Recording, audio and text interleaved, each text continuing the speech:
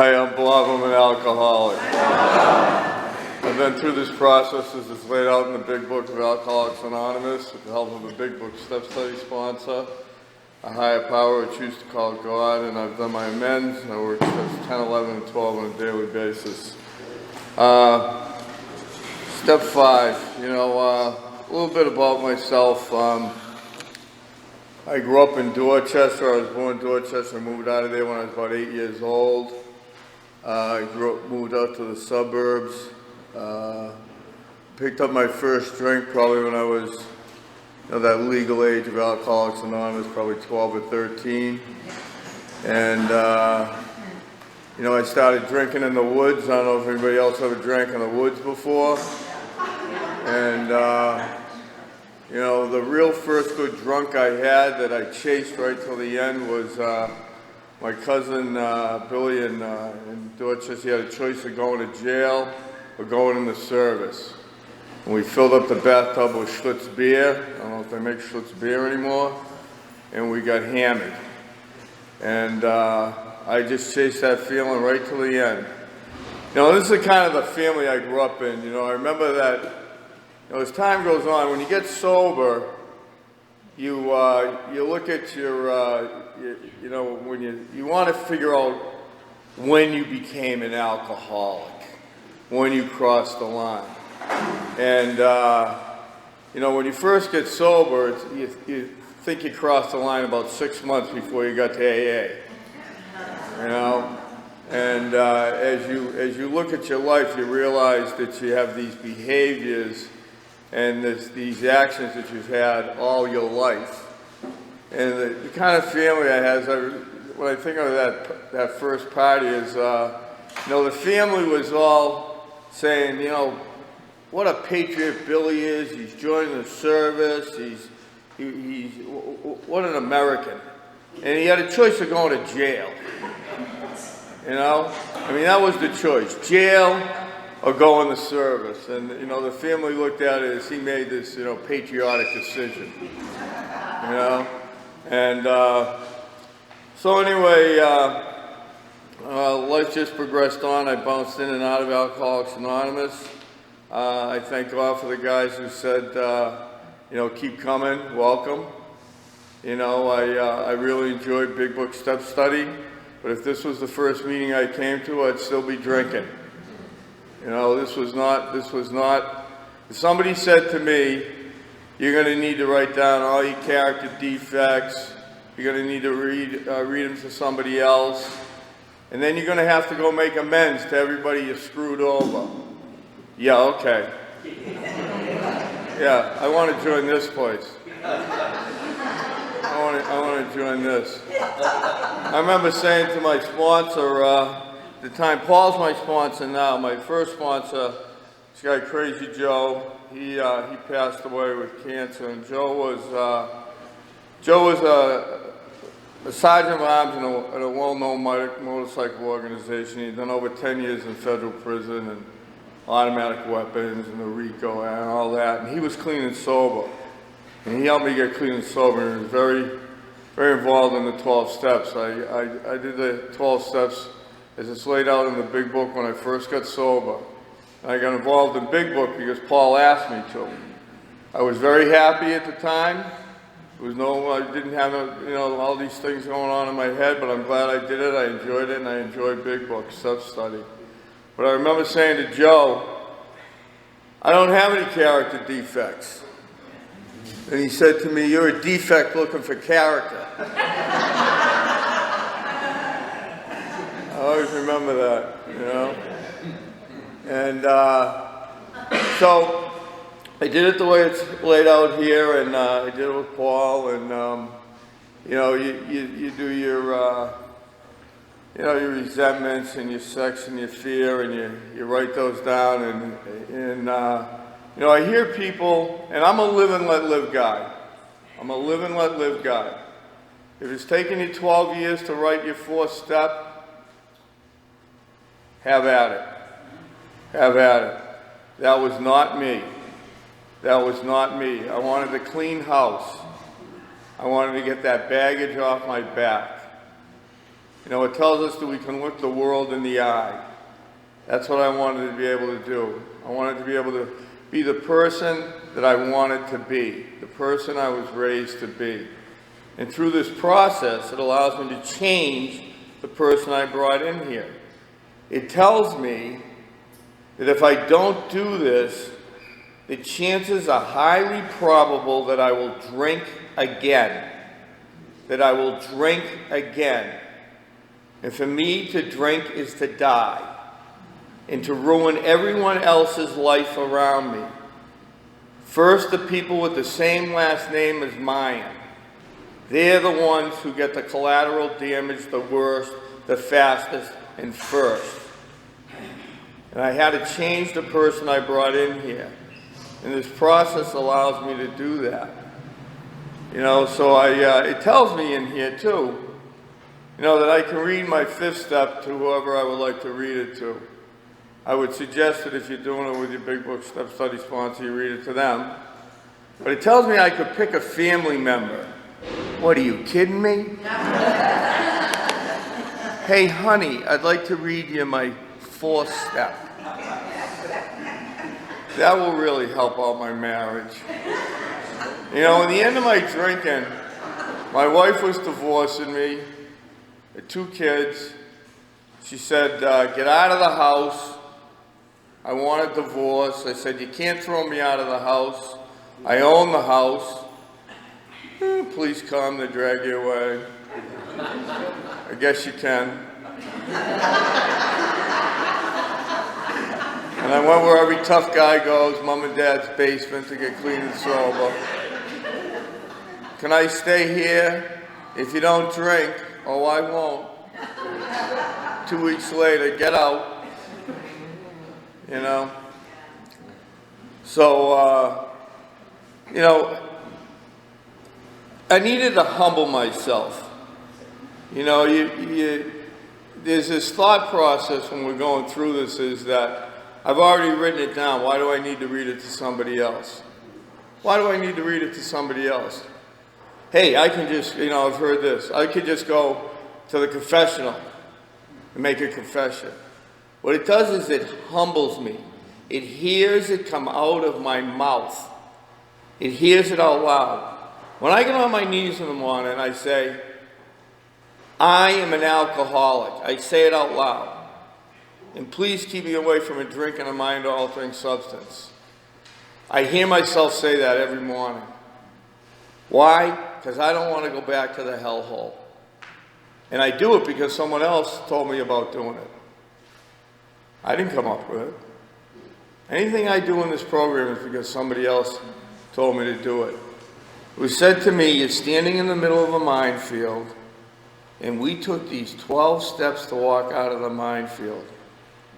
Do you want to put your feet where we put our feet, and we will walk you out of that minefield? You bet your ass I did. You bet your ass I did. I wanted a better life. I didn't just want to be sober. I didn't want to just be sober. I wanted to have the promises that it says in here. That it tells me that if I'm spiritually fit, I can go to weddings and christenings and baptisms and cookouts. I didn't get sober to be miserable. I didn't get sober to be miserable. The 2 biggest lies I told myself was, if I stopped drinking, all the fun was over and the only person I was hurting was myself. The 2 biggest lies.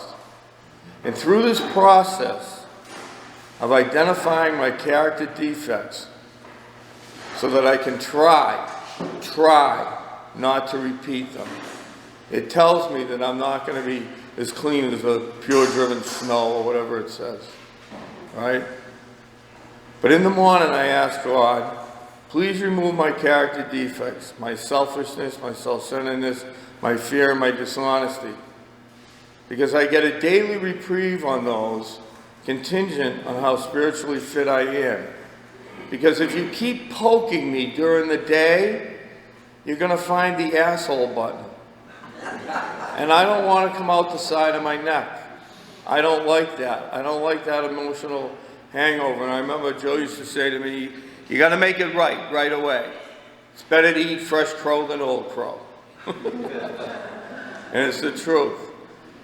And I would say, oh, that's old behavior. You'd say it's not old behavior if you're still doing it.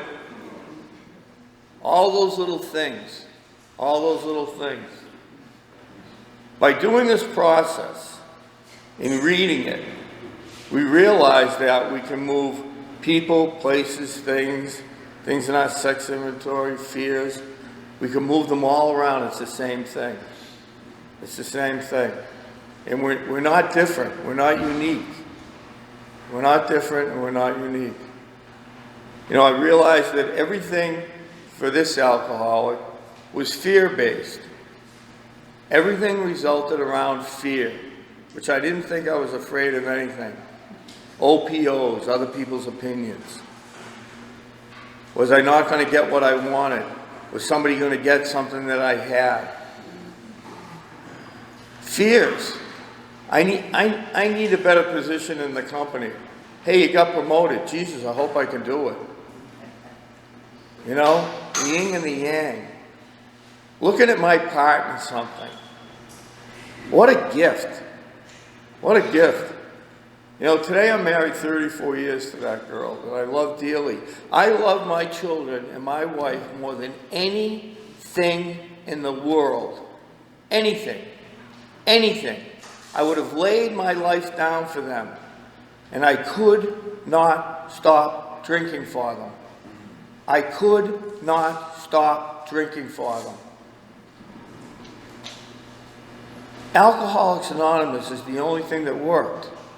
It's the only thing that worked for me. And through the 12 steps of recovery, and writing down a 4-step, and taking my inventory and reading it to another human being, Paul, and having God there and his 2 little dogs, who I hope didn't share anything.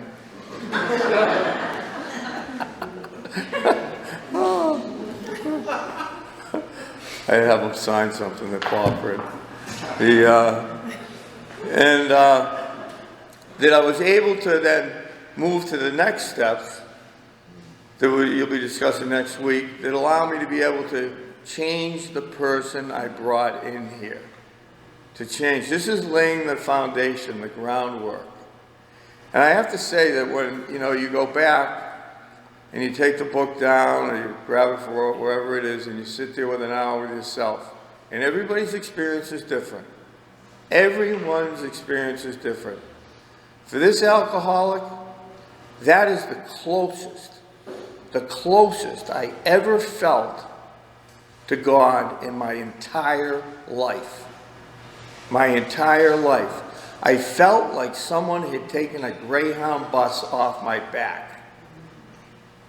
It was an unbelievable feeling. I've never had that feeling again. I mean, I feel like I'm close with, you know, God I feel like he's my friend, he's there. I never feel like I'm alone. But that feeling of getting rid of all those things, coming clean. And I did not keep anything inside. I did everything to the best of my ability. Everything. You know, it's kind of like when you're going swimming and everybody says, come on in, the water's great. And you know it's colder than hell. And you're looking at it. Right? That's the 4th step. Everybody's saying, hey, I wrote a 4-step. I read my 5th step. What a freeing experience. And you want it. You want it. But you don't want to do the work. You don't want to do the work. Well, you know, I've been writing for 2.5 years. Oh, it's occupying the space in your head. It's occupying the space in your head. You know? And one day, during that when everybody's swimming, you say, I'm jumping in, and you jump. And once you're in, you say, boy, I'm glad I did it. Glad I did it. Remember this analogy George used to say to me, he says, writing your 4-step is like, you know, he goes, think of it back when I don't know if this is true or not, but the cowboys, when they was out in the Midwest, to be a sagebrush fire. and it was coming towards them. And they had two choices: sit there on their horses and get burned up and die, or ride through it and get to the fresh air on the other side. And writing your fourth step and doing your fifth step is riding through that. You know, I remember him saying, the first one I did, I remember saying, oh, I don't know, I don't want to read it, this and that. And he said, well, I'll tell you what. If you can find anybody who died from reading their fifth step, you don't have to do it. And I Googled death by fifth step.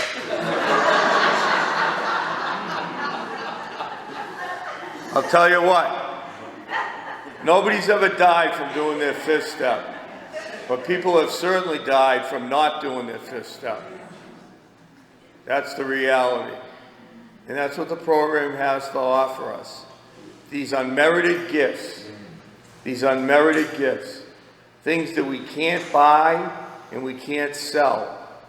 It allows me to become the man I should be, to carry the true message of recovery of Alcoholics Anonymous, to detoxes, to commitments. I belong to an open speaker group. I go on commitments. I go to step meetings. I go to discussion meetings.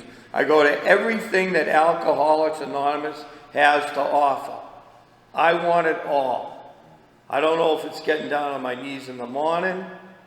I don't know if it's going to a meeting of Alcoholics Anonymous. I don't know if it's thanking my higher power at night. I don't know what it is. But I go to bed sober, and I can put my head down on my pillow, and we have a family today. We have a family that loves each other. We have a family that we don't have this chaos anymore. Do we have issues that go on? Sure we do. Sure we do. We're human beings. Life did not change, but how I look at life changed. There's the difference. How I react to life changed. It doesn't mean that I don't get a resentment or I don't judge somebody, but it's what do I do with it? What do I do with it? If I think because I've done this process that I will never have a resentment, that I will never have a fear, that something won't come into my head, you're dreaming. You're dreaming. You know? I mean, the reality is I'm a human being, and it's what do I do with those? And if I can't see my partner, I call Paul, I call Rob, I call some of my other friends. You know, say, hey, I'm a little twisted over this. And they don't tell me what to do. They don't tell me what to do. They say, have you ever looked at it this way? Ooh. Ooh. Which I always hate. As Paul says, pray on it. And I go, why the hell did I call you? Why'd I even call you? Anyway, so it's good to be here. It's great to be sober. And thanks for having me.